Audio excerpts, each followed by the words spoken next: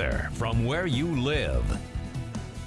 Your thunderstorm watch north of our viewing area, and the warnings up near Chicago. This is a nasty cluster of storms with damaging straight line winds near Chicago and perhaps some hail. And really over the past about 20-25 minutes, I would say, the conditions downstream are a little bit better for the storms to remain a little bit more organized. So I'm thinking of, rather than this being maybe an isolated pulse, a severe storm, these may hold together long enough to bring actually a few pockets of strong to severe wind to areas mainly northwest of Lafayette. We're going to continue to watch these because you can see there's a little bit of a bow forming here, and they're drifting to the southeast. I think we're fair game for these in the far northwest part of the viewing area after 7:30. Otherwise, it's just these little very isolated showers and storms that have popped, mainly to the west of Lafayette. We've got a few up here towards Battleground popping. One little thunderstorm here west of Odell and West Point. That's very slowly drifting to the southeast. A couple near Chatterton and also Attica drifting southeastward. A little shower here to the west of Brookston, headed for Battleground down I-65, and also one near Round Grove and to the east of Fowler and south of Wadena. These are dropping southeastward as well, so you may dodge one or two of these, and then we'll watch the more substantial storms up towards the Chicago area drifting southeastward. Still steamy for the evening, temps in the 80s and then falling into the 70s with time, but still muggy, and some of you will drop into those rain-cooled 70s.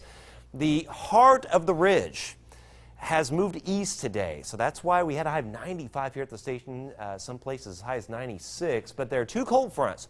One tonight that's sparking the storms up near Chicago, and one behind that one, and both will swing through, and in fact, as we head for the upcoming weekend, we're going to slowly push the heat away. Now, the severe weather threat, again, it's mainly at Port Chicago, but I think I'm going to have to extend this for areas mainly northwest of Lafayette for the evening because the conditions are just a little bit better for those storms. Then for the weekend, any severe threat would be very isolated here. The main core would be northwest here with that secondary cold front. Tomorrow and Sunday, highs back into the 90s, low to mid-90s, 92 Burlington, 94 Lafayette, 94 Pine Village, and then we cool off big time for Labor Day. Tonight, though, isolated shower storm this evening, and then past 7:30, we'll watch storms come into our northwest counties. We'll watch any sort of wind threat. Those get through here, gradually weakening with time. Then a few more storms tomorrow afternoon and evening.